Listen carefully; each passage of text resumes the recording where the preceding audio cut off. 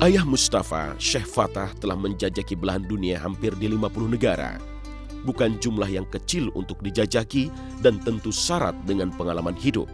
Keputusannya untuk menetap di Indonesia yang pada akhirnya juga jadi tempat terakhir yang ditempati sampai saat ini ternyata adalah pilihan yang ia dapat dari sebuah mimpi.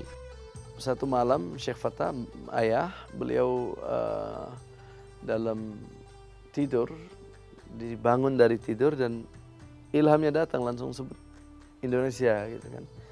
Itu malam-malam banget dan habis itu kita coba hubungi beberapa pihak di sini via email, nggak kenal siapa-siapa di sini dan dibalas sama beberapa orang, dia bilang ya kalau mau silahkan aja datang gitu kan. Sehari kemudian saya, Syekh dan dua adik saya atau dua yang lain datang. Lalu dalam waktu 3 bulan sedikit demi sedikit semua datang dan kita berapa banyak ya, ada sekitar 60 dalam waktu 3 bulan. Kalau saya kan umurnya 17 tahun dan otomatis kita ikut bapak ya, istilahnya kita udah biasa keliling di Amerika, habis itu pergi ke Dominika dan keadaan kehidupan kita seru banget. Kita selalu bisa pindah ke tempat lain dan selalu mengenal yang lebih banyak, sehingga waktu dibilang Indonesia kita juga nggak kepikiran sama sekali, nggak tahu kayak apa. Tapi waktu datang ke sini yang paling serunya makanan semuanya halal. Kalau di sana kan mau makan daging harus potong sendiri. Azan terdengar dari setiap masjid. Itu hal-hal mungkin di sini karena orang udah biasa dengan hal-hal ini, dia nggak mensyukurinya.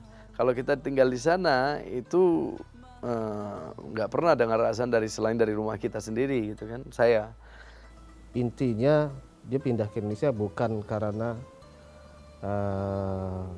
komersial atau bisnis ataupun ada hal-hal kebutuhan lain, tapi lebih kepada hijrah ke Indonesia itu dengan kebutuhan spiritualnya. Lewat perjalanan panjang selama lebih dari 12 tahun, sampai akhirnya Mustafa memilih untuk jadi warga negara Indonesia, tentu banyak alasan yang mendasari pilihannya.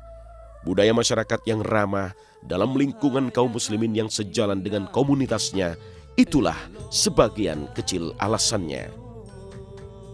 ada dua sisi ya. Satunya dari sisi masyarakatnya, kalau kita lihat ramahnya masyarakat Indonesia itu buat saya tidak ada duanya. Dan bapak saya keliling, Syekh Fatah keliling, sudah keliling 50 lebih negara, udah tinggal di beberapa banyak daripadanya sebelum saya lahir dan setelah saya lahir juga. Beliau sampaikan belum pernah ketemu beliau sama masyarakat yang seramah Indonesia. Nah, itu walaupun negara tetangga ada Malaysia, Singapura, enggak jauh. Orang Indonesia itu punya kekuatan di situ. Jadi itu poin paling utama. Kalau secara negara, contoh kita tinggal di Jakarta. Jakarta mohon maaf, tapi Jakarta bukan kota yang cantik. Ya, cenderung bukan karena kotanya bukan cantik, tapi cara istilah masyarakatnya tidak tahu merawatnya istilahnya. Saya sekarang WNI, tapi satu hal yang buat saya menjadi karena mungkin sudah enak banget di sini, sehingga orang tidak tahu bahwa itu sebenarnya kalau kita nggak jaga itu nanti enaknya kita nggak bakalan tegang gitu. Jadi itu yang saya lihat di sini merupakan apa ya, dia udah diberikan sesuatu yang sangat luar biasa bagus. Cuman karena udah kelamaan diberikan yang seperti itu mungkin tidak terlalu dihargai gitu kan. Seperti itu aja ya. Itu kalau kontranya buat di sini. Tapi kalau pro-nya jauh buat saya lebih berbeban, atau bukan berbeban tapi di dalam keseimbangan jauh lebih berat, sehingga kita otomatis itu sampai kita harus nunggu sampai 12 tahun buat dapat kewarganegaraan. Tapi kalau sampai pun 20 tahun lebih kita juga akan tungguin gitu karena udah serak di sini. Lewat musik, Mustafa coba membawa pesan kebaikan di dalamnya. Bersama rekan-rekan pemusik di Debu, ia juga ingin menampilkan warna musik yang berbeda yang kaya akan pesan moral soal kehidupan. Maka benarkah musik Debu hanya untuk kalangan tertentu saja? Ini makanya musik Debu yang kalau dibilang musik istilahnya kasidah-kasidahan, bukan, sama sekali bukan.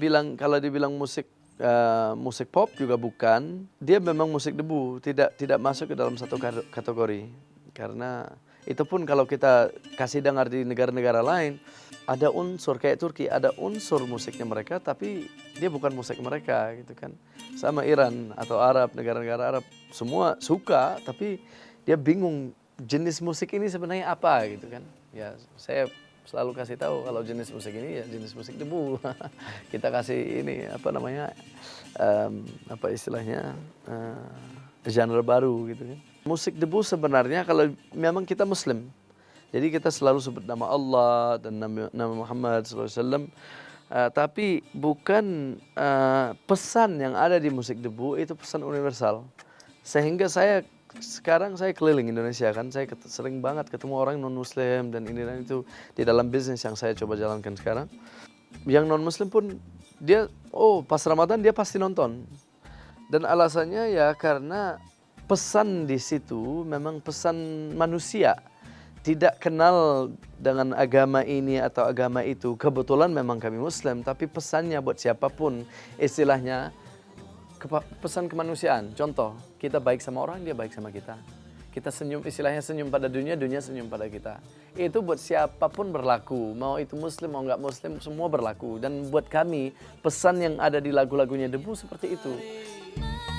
Kalau Mustafa akhirnya mendapat kesuksesan dalam bermusik yang sebenarnya ia sendiri tak pernah menduganya, apa komentar pria berusia 31 tahun ini soal ketenaran yang ia dapatkan, perihal penggemar yang kini menyebar di seluruh pelosok negeri, juga soal kenyamanannya menjalani semua ini?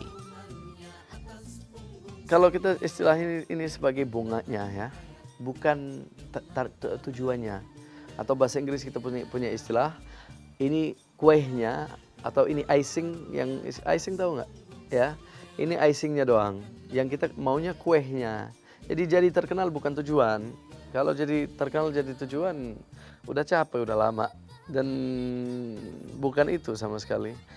Tapi itu istilahnya cuman ini ya pemanisnya aja, pewarna gitu kan. Jadi ya seru, kita ada merasa nyaman, kita bisa, karena selain jadi terkenal, tapi pesan yang kita sampaikan adalah pesan yang baik.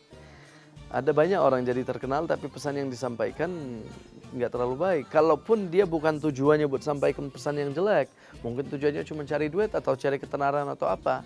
Tapi buat kami, buat saya, itu hanya jadi bunga daripada apa yang kita kejar. Apa yang kita kejar bukan, nggak ada kaitan dengan itu. Yang kita kejar adalah menyampaikan satu kebaikan buat semua orang yang sebanyak yang kita bisa gitu. Bukan kita nggak menghargai, sangat menghargai, cuman di sini merupakan satu ekspresi diri kita. Ini merupakan satu pesan yang buat kepuasan di sininya kita melakukannya. Jadi kalau ada yang suka atau nggak suka, kita nyaman. Karena bukan itu yang kita kejar. Enak sebenarnya, jatuhnya jauh lebih enak dibandingin banyak orang kalau dia keluar dan akhirnya dikasih kasih tulisan-tulisan yang nggak bagus mengenai dia punya album dan lainnya, wah pasti sakit gitu kan. Kalau kita bodo amat, emangnya kenapa? Gitu. Harus kita belajar di sini kayak tukang parkir. Jadi kayak tukang parkir. Pagi-pagi mobil mewah-mewahnya pada datang gitu kan. Oke, dia jaga sepanjang hari, malamnya datang, dia nggak ngamuk kalau pergi kan.